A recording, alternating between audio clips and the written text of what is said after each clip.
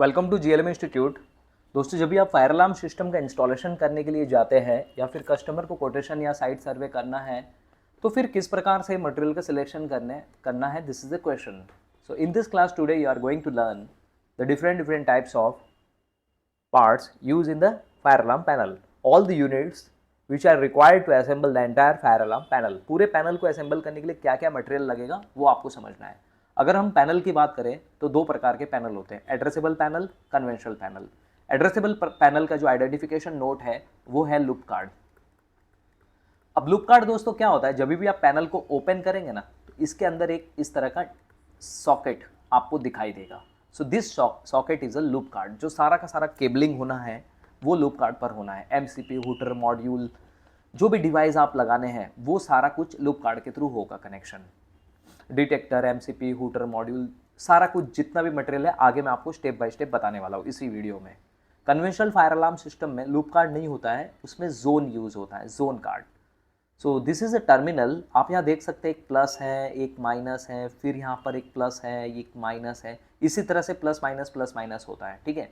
सो यहाँ पर देखिए zone 1, zone 2, zone 3, zone 4, zone 5, zone 6, zone 7, zone 8, इस प्रकार से अलग अलग जोन्स में आपको पैनल मिल जाएगा मार्केट में। तो हमें जितने भी डिटेक्टर्स लगाने हैं उसके हिसाब से, उसके अकॉर्डिंगली हमें पर्टिकुलर जोन्स का पैनल यूज़ करना चाहिए। अब इसका एग्जैक्ट डेफिनेशन क्या है, कितना कैलकुलेशन है, क्या पैरामीटर है, वो आगे आप समझते जाएंगे। देखिए, एजेंट रिलीज पैनल ये ज़्यादातर कॉर्पोरेट्स में यूज़ होता है, सर्वर रूम्स में या फिर ऐसे जगहों पे जहाँ पर हमें हार्ड एंड कोर सिक्योरिटी चाहिए। जैसे ही आग लगे, जैसे ही फायर हो, ऑटोमेटिकली ये जो सिलेंडर्स होते हैं ना, इसमें एजेंट रिलीज गैस होती है। जैसे CO2 गैस हो सकती है, या फिर FM200, या फिर नोवैक 1230, या फिर कोई भी व्हाटएवर। तो ये जो गैसेस होते हैं ये नोजल से सप्रेस होते हुए फायर पर बौछार करते हैं। जो गैस होती है ना वो फायर के ऊपर सप्रेस होती है। जैसे पानी का फुहारा गिरता है उस प्रकार से गैस जो होती है वो आग के ऊपर फोर्सफुली स्प्रे होती है। तो ये गैस के माध्यम से ऑटोमेटिकली आग को बुझाया जाता है। सो ये आप एड्रेसेबल या रेगुलर कन्वेंशनल पैनल का यूज़ करके नहीं कर सकते, क्योंकि इसमें अबॉर्ड स्विचेस लगाने होते हैं।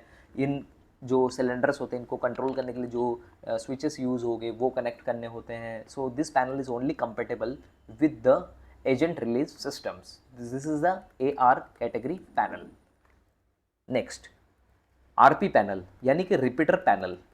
दोस्तों, रिपीटर पैनल का जो मेन यूज़ होता है वो ये होता है कि एक पैनल से आप मल्टीपल पैनल्स को कंट्रोल कर सकते हैं। You can control many panels through single panel. अब रिपीटर पैनल की अगर मैं कैटेगरी की बात करूं तो इसमें 4 कैटेगरीज है। कन्वेंशनल में 2 कैटेगरी, एड्रेसेबल में 2 category. Active conventional repeater panel, then passive conventional repeater panel, then active addressable repeater panel and passive addressable repeater panel. तो जो रिपीटर पैनल होते हैं वो लॉन्ग डिस्टेंस पे लगे हुए अलग अलग पैनल्स को आप एक BMS रूम से एक जगह बैठे पूरा सारा अलग अलग पैनल्स को कंट्रोल कर सकते हैं। So this is a main benefit of RP series panel. इसके बाद दोस्तों साउंडर्स की बात करें तो इसमें अलग अलग वेरिएशंस आप देख सकते हैं। साउंडर is a mainly output device. Strobe होता है जिसमें light plus sound, L+S, light और साउंड दोनों आपको मिलता है। इसमें सिर्फ आपको साउंडर मिलेगा और इसमें भी साउंड मिलेगा। इसके साउंड की जो डेंसिटी होगी ना वो अप्रॉक्स 80 डेसिबल होता है as per the user manual. इसका साउंड का जो कैपेसिटी होता है अप्रॉक्स 100 डेसिबल होता है एज पर यूज़र मैनुअल। एंड इसका जो साउंडिंग कैपेसिटी होता है, मतलब आवाज़ कितना ज़ोर से करेगा, अप्रॉक्स 150 होता है या 150 प्लस। इसको ज़्यादातर इंडस्ट्रीज़ में यूज़ किया जाता है क्योंकि इसकी जो सायरन की आवाज़ होती है बहुत ज़्यादा होती है। और इंडस्ट्री में आपने देखा होगा मशीन्स वगैरह चलते हैं तो काफ़ी नॉइस होता है। तो नॉर्मल अगर आप छोटे साउंडर लगाएंगे इस प्रकार से तो वो सुनाई नहीं देगा वॉइस, या फिर कम आवाज़ आएगी, लो आएगी। इसके लिए बड़े आवाज़ को लाउड सायरन जनरेट करने के लिए हम इस तरह के हुडर्स लगाते हैं, इंडस्ट्रियल सायरन भी कहते हैं इसे। ये साउंडर है, ये साउंडर प्लस लाइट है। साउंडर प्लस जो लाइट होगा उसको हम स्ट्रॉब कहेंगे। इसके बाद जो सिर्फ आवाज़ करेगा उस डिवाइस को हम साउंडर कहेंगे, और जो बहुत ज़्यादा आवाज़ करेगा उसे हम हुटर कहेंगे। सो यहाँ पर मैंने 3 अलग अलग प्रकार के आउटपुट डिवाइसेस की जो कैटेगरी है साउंडर्स की वो बताई। फायर अलार्म पैनल में इनपुट और आउटपुट समझना बहुत ही ज़रूरी होता है। जब भी आप ग्रुपिंग करेंगे या कनेक्शन करेंगे तो इनपुट और आउटपुट अगर आपको नहीं पता है या फिर कंफ्यूज है तो कुछ ना कुछ आप कनेक्शन में एरर जरूर करोगे। Detector is a input device. Detector जो होते हैं ना वो इनपुट डिवाइस होते हैं। डिटेक्टर में देखिए मल्टी डिटेक्टर है, हीट डिटेक्टर है और स्मोक डिटेक्टर है। स्मोक डिटेक्टर यानी सिर्फ धुएं को सेंस करेंगे, इट्स सेंस ओनली स्मोक। दोस्तों इसमें है ना फोटो इलेक्ट्रिक सेंसर होता है, फोटो इलेक्ट्रिक सेंसर। इंटरव्यू वगैरह में अक्सर ये क्वेश्चन पूछा जाता है कि बताइए स्मोक डिटेक्टर में कौन सा सेंसर होता है, तो आपको आंसर ये करना है कि वहाँ पे फोटो इलेक्ट्रिक सेंसर होता है। अब ये कैसे काम करता है, इसका वर्किंग मैकेनिज्म क्या है, फंडामेंटल्स क्या है, उसके बारे में मैं आगे आपको बताने वाला हूँ। हीट डिटेक्टर जो होता है वो हीट को सेंस करता है, हीट यानी गर्मी, आग लगने पर जो गर्मी पैदा होती है ना उसको वो सेंस करता है। अब जो हीट डिटेक्टर होता है उसका एक स्टैंडर्ड टेम्परेचर पॉइंट होता है 59 degree as per the user manual, और इसमें ROR टेक्नोलॉजी यूज होती है। ROR यानी दोस्तों होता है rate of rise. Rate of rise तापमान के बढ़ते हुए क्रम में ये जो सेंसर है ये क्या करेगा, हीट को डिटेक्ट करेगा बढ़ते हुए तापमान के क्रम में। ऐसा नहीं कि 59 डिग्री हो गया तो तुरंत एक्टिवेट हो गया, ऐसा नहीं होगा। 59 डिग्री होगा, फिर 10 डिग्री इंक्रीज होगा, 61 होगा, फिर 10 डिग्री इंक्रीज होगा, 71 होगा, फिर 10 डिग्री इंक्रीज होगा, 81 होगा। तो तापमान लगातार बढ़ रहा है, तो इसको कहते हैं रेट ऑफ राइज। इस रेट ऑफ राइज को काउंट कर रहा है आपका thermistor. Underline the word thermistor. यहाँ पे दोस्तों थर्मिस्टर होता है इस तरह का, ये माचिस की काड़ी जैसा होगा, कुछ इस तरह का, ठीक है। So this is the thermistor, this is a sensor. जैसे इसमें फोटो इलेक्ट्रिक सेंसर यूज हुआ था, इसमें थर्मिस्टर यूज होगा, ठीक है। मैं यहाँ पे लिख दे रहा हूँ थर्मिस्टर। इंटरव्यू में पूछा जाता है सेंसर्स के नाम बताइए, तो थर्मिस्टर आपका कहाँ यूज होगा, हीट डिटेक्टर में। हीट डिटेक्टर कौन सी टेक्नोलॉजी पे काम कर रहा है, रेट ऑफ राइज टेक्नोलॉजी पे। रेट ऑफ राइज का मतलब क्या हुआ, लगातार जो तापमान बढ़ता है उसको रेट ऑफ राइज कहते हैं। उसके बाद दोस्तों होता है मल्टी डिटेक्टर, मतलब कि वो हीट प्लस स्मोक दोनों को सेंस करेगा, यानी कि इसमें डुअल सेंसर होगा। यहाँ पे होगा थर्मिस्टर और ये जो जाली जाली आप देख रहे हैं ना यहाँ पर होगा फोटो इलेक्ट्रिक सेंसर। तो इसमें मैंने आपको 3 अलग अलग डिटेक्टर्स के बारे में बताए और उसमें जो सेंसर्स यूज होने हैं वो मैंने आपको बताया।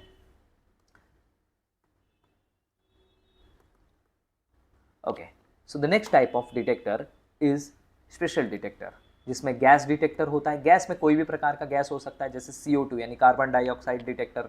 कार्बन डाइऑक्साइड डिटेक्टर हम कहाँ लगाएंगे, जैसे जो स्मोक डिटेक्टर होता है ना उसमें क्या होता है कि डस्ट या डस्ट जैसे जो पार्टिकल्स है वो एंटर हो जाते हैं, तो वो अलार्म राइज करवाता है पैनल से, यानी कि फॉल्स अलार्म राइज होने का चांस बहुत ज़्यादा है। पावर लूम फैक्ट्रीज है जहाँ पे कॉटन कटिंग्स होता है, जहाँ पे डस्ट वगैरह उड़ रहा है, वहाँ पे अक्सर आपने देखा होगा कि फायर फॉल्स अलार्म जनरेट हो जाता है। तो ऐसी जगहों पे हमें स्मोक डिटेक्टर नहीं यूज़ करना चाहिए।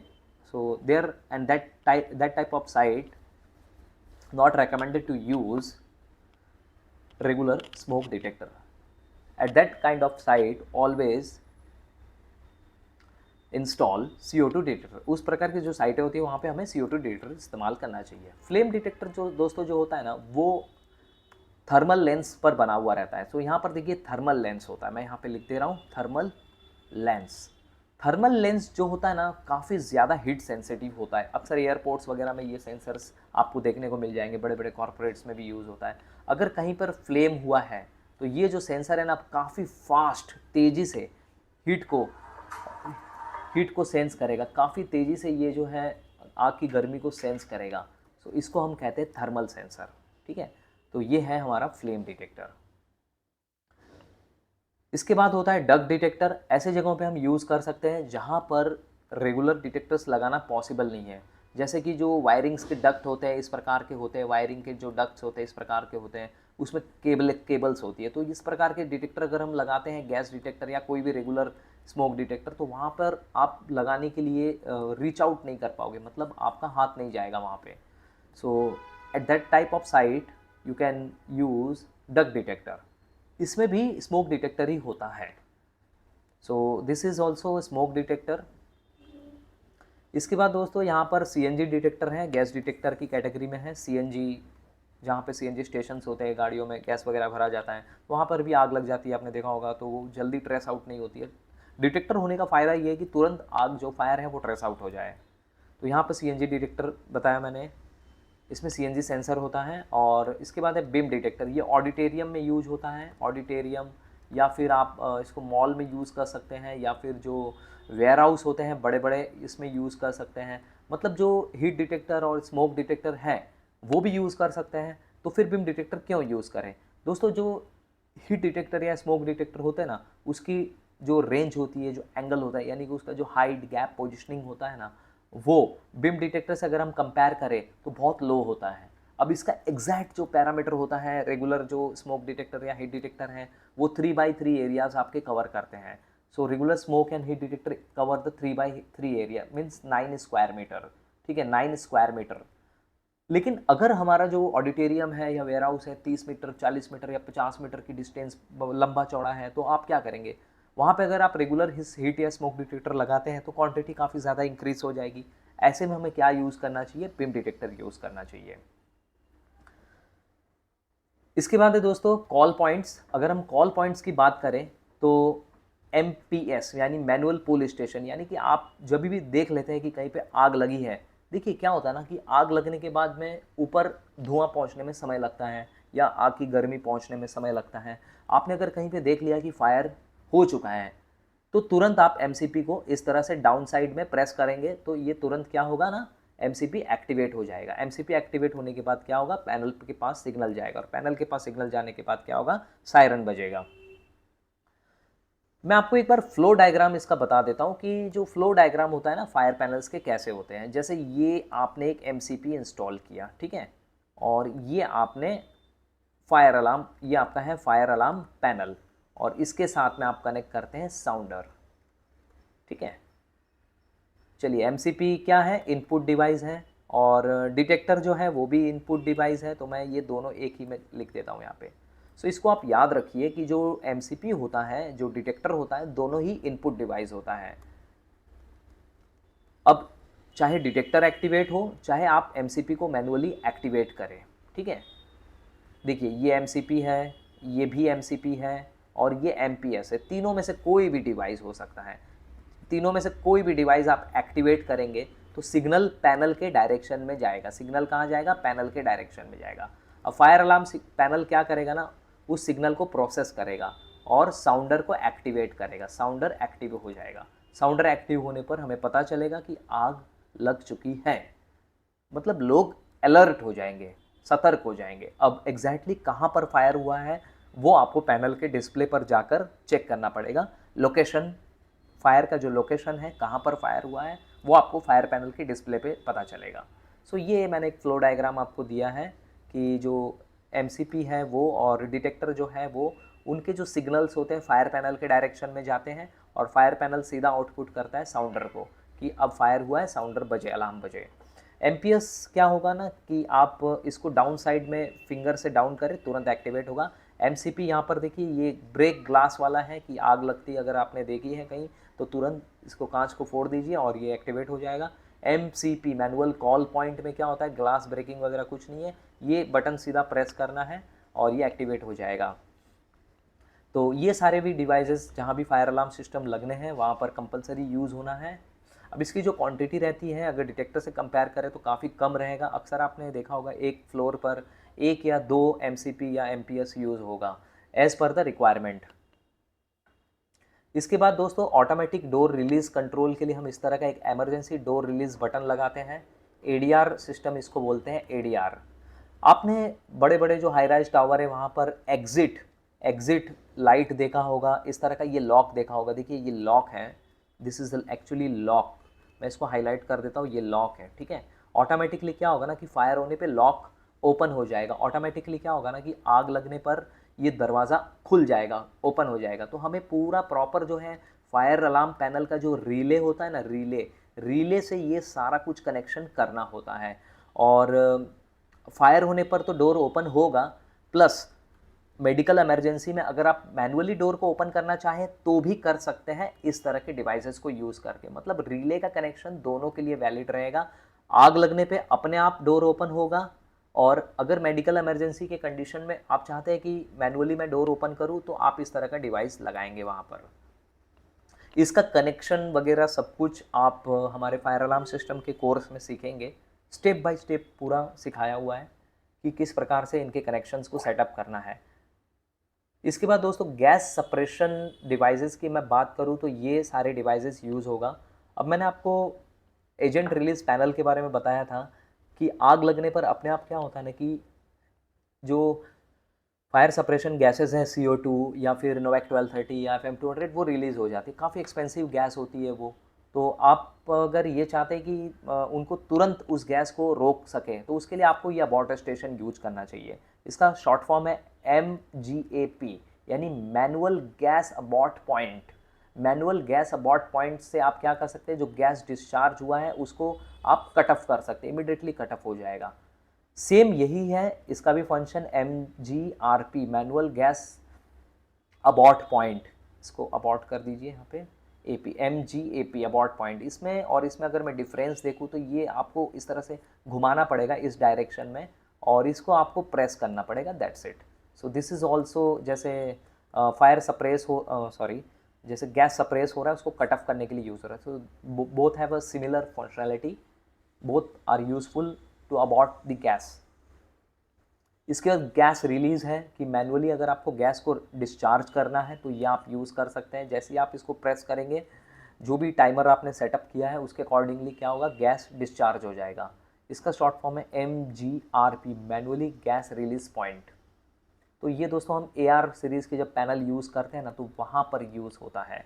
इसके बाद टाइप्स ऑफ मॉड्यूल की बात करें तो अलग अलग प्रकार के मॉड्यूल हैं यहाँ पर। Input output module, control module, relay module. दोस्तों ये जितने भी मॉड्यूल्स होते हैं ना ये एड्रेसेबल पैनल में यूज़ होते हैं। और प्रोग्रामिंग की जो हम बात करते हैं कि प्रोग्रामिंग कैसे होगी, programming in the sense conditioning, grouping, तो प्रोग्रामिंग में ये काफ़ी इंपॉर्टेंट रोल प्ले करते हैं। तो इसका जो कनेक्शन है वो भी फायर अलार्म सिस्टम के कोर्स में बताया हुआ है।